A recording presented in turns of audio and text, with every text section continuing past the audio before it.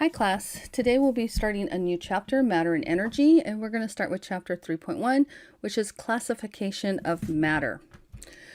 Matter is a material that makes up all things. Anything that has mass and occupies space is considered matter. So we're going to look at this breakdown here. So matter, we've got two main subjects that we're going to cover today. One is pure substances, the other is mixtures. Let's take a little step back before we do. So matter is anything that occupies space and has mass.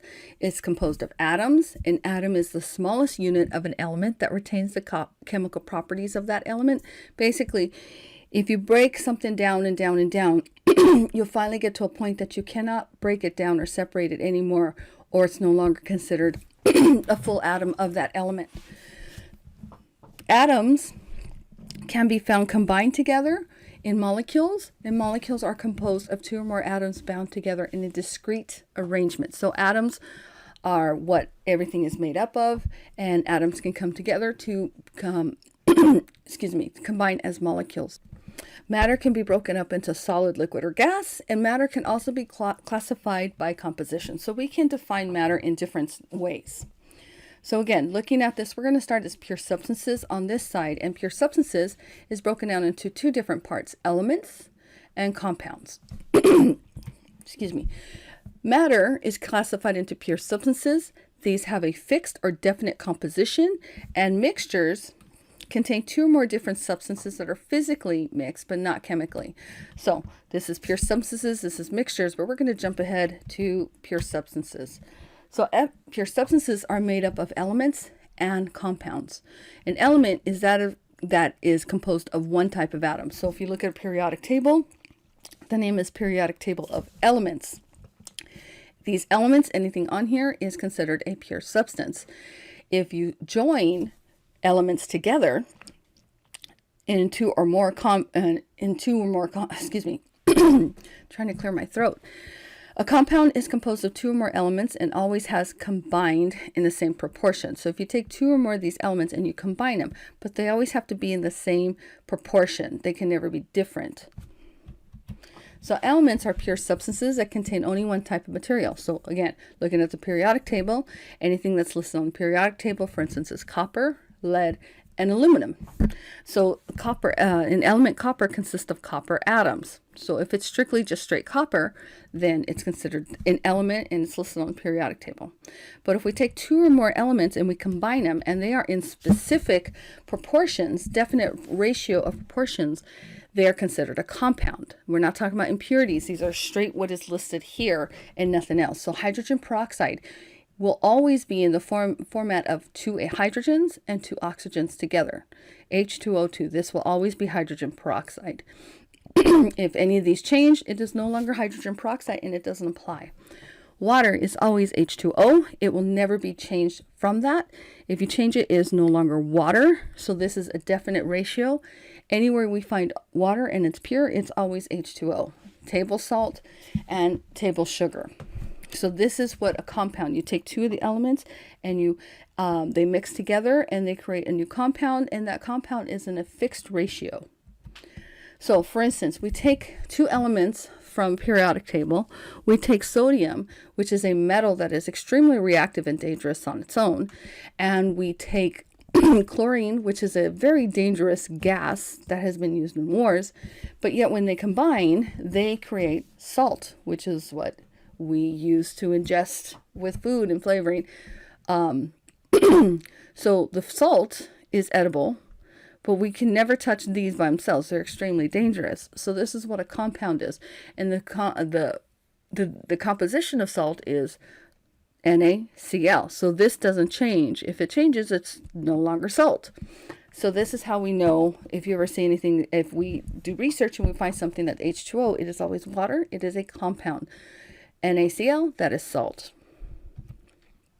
So if we take a look, we have matter and we're looking at pure substances. Pure substances are elements, and if you join elements together, there really should be an arrow here, because if you join elements together in fixed ratio or fixed proportions, they become compounds. So now we're going to jump onto this side. We have mixtures, and we have a homogeneous mixture and a heterogeneous mixture. They are not the same as what's over here. So a mixture is a type of matter that consists of two or more substances that are physically mixed but not chemically mixed. Two or more substances in different proportions, substances that can be separated by physical means. So a mixture, we have two different types we're talking about. And they are basically, think of it as they're put in a room together, but people are not mingling if there's a room full of people. They're just there standing by each other, not interacting. That's what a mixture is. It's not attracted to each other. There's no attraction between the forces of these compounds. They're just forced in a room together, but they will not talk and they will not socialize. But there's two different types. There's homogeneous, and this is where some students have a hard time with this. There's homogeneous and heterogeneous. Homogeneous means uniform. You cannot see different phases of it.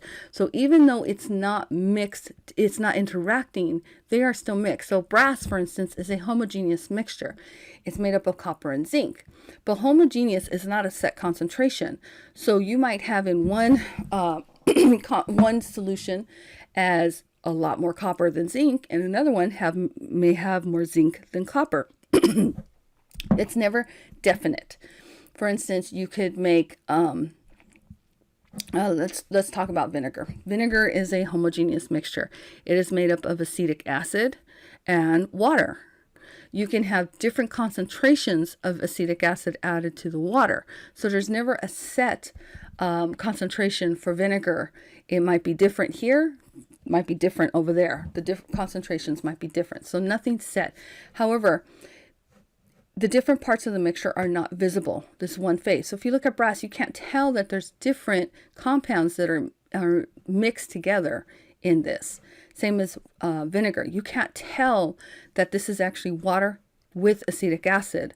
That's what I mean by one phase. If you can only see one phase, then it's a homogeneous mixture.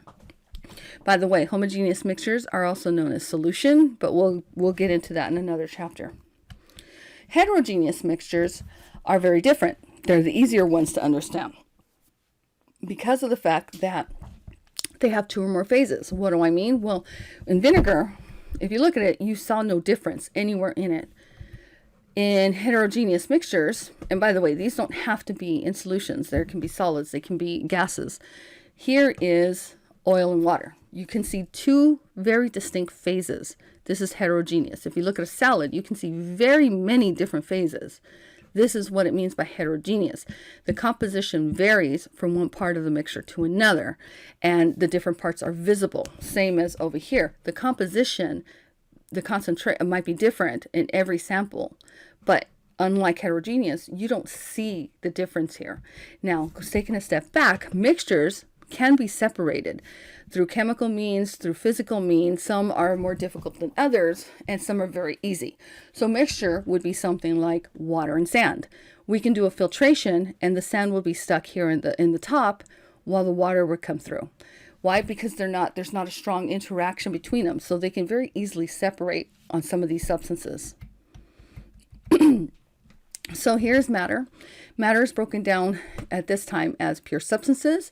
Pure substances are made up from elements, periodic table, and two or more elements are composed of compounds are composed of two or more elements in definite proportions. Water, H2O, peroxide, H2O2. If we come onto this side, we have mixtures. Mixtures are, think of it as forced together, but they're really not interacting. Homogeneous is one phase. You cannot tell that there are different compounds in there. For instance, brass. You can't tell that this is made of copper and zinc. It just looks uniform, one phase. Heterogeneous, water and copper pennies, you can see two phases, and they are just there until you can separate them out. So identify the following as a pure substance or mixture. So let's take a look at pasta. So let's take a look at what these definitions again are. Pure substances have fixed or definite composition. Mixtures contain two or more different substances that are physically mixed but not chemically combined. Pasta and tomato sauce. These are very noticeable, two different phases. So this is a mixture. Aluminum foil. Aluminum is an element on the periodic table. So it is, I'm jumping ahead here. It's a mixture.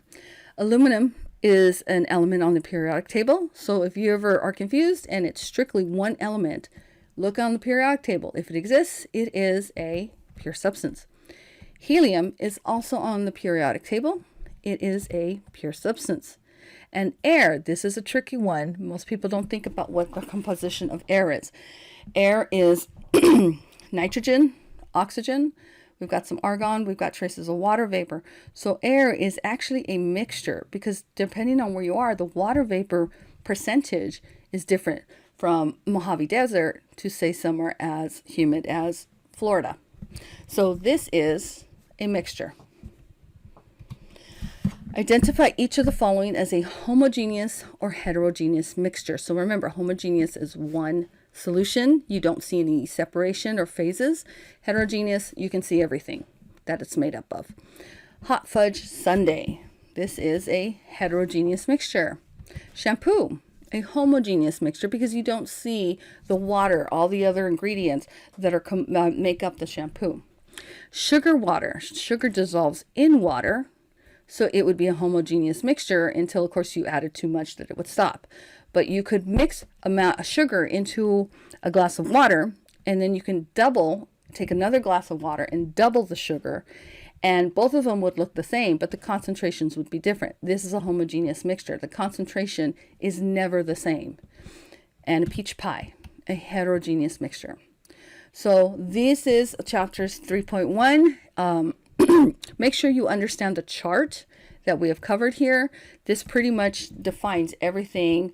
Make sure you have an understanding of that chart before going on to 3.2.